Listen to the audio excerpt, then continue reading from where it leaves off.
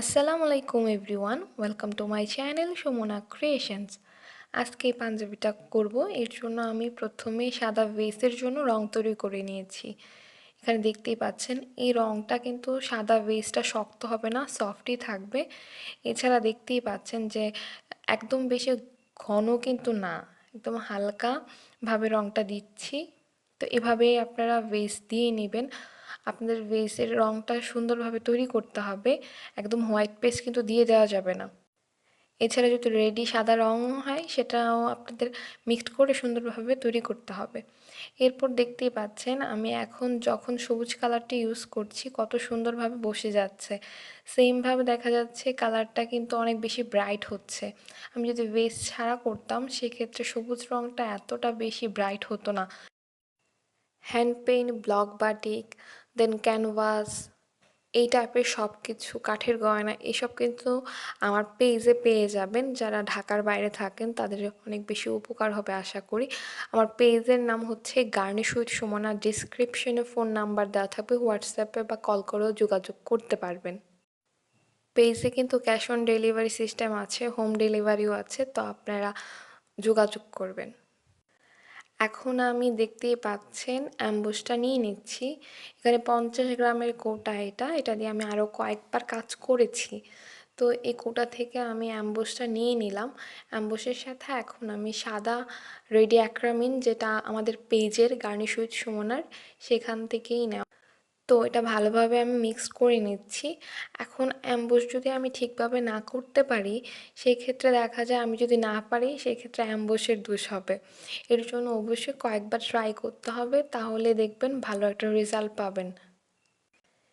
এছাড়া হ্যান্ড পেইন্টের আমাদের যে কোর্স, এটা কিন্তু রানিং আছে। আপনারা রেজিস্ট্রেশন করতে চাইলে আগে থেকে পেজে বা ফোন নাম্বারে যোগাযোগ করে ডেটটা জেনে নেবেন। তো এখানে দেখতেই পাচ্ছেন আমার কাজটা কিন্তু শুরু করে দিয়েছি।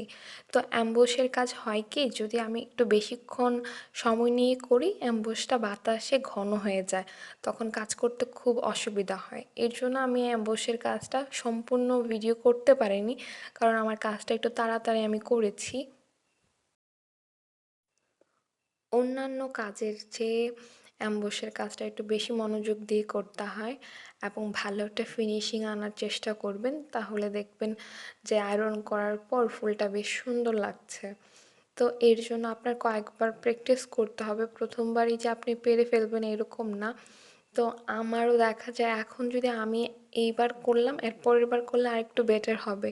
তো এরকমভাবে আপনারা যখন কাজ করবেন প্রথমবারই কিন্তু একদম ভালো রেজাল্ট যে পাবেন এরকম না। হ্যান্ড পেইন্ট বা ব্লক বাটিক বা এই সব কাজে যদি আপনি আগ্রহী হয়ে থাকেন তাহলে আমার চ্যানেলটাকে সাবস্ক্রাইব করেন, কারণ এই ধরনের ভিডিও কিন্তু এই চ্যানেলে পেয়ে থাকবেন। আর বেল আইকনও ক্লিক করে দিবেন লেটেস্ট সব আপডেট পাওয়ার জন্য এই চ্যানেলের। এছাড়াও ছোটোখাটো টিপস বা আমার সাথে যদি আপনার মেসেজে কথা বলতে চান সেক্ষেত্রে আমার পেজের সাথে কানেক্টেড হয়ে যেতে হবে। আমার পেজের নাম গার্নিশ উইথ সুমনা। এছাড়া সুমনা ক্রিয়েশনস নামেও পেজ রয়েছে, তো আপনারা ওইখানে কানেক্টেড হয়ে যাবেন লাইক দিয়ে। তো পাঞ্জাবিটা শুকানোর পর অপর পিঠে আমি এরকমভাবে আয়রন দিয়ে হিট দিব, একদম বেশি কড়া হিট না, হালকা হিট দিয়ে দিয়ে কাজটা করব। তারপর দেখতেই পাচ্ছেন ফাইনাল লুক কীরকম এসেছে। তো আপনারা এভাবে কাজ করতে পারেন অ্যাম্বুশ দিয়ে।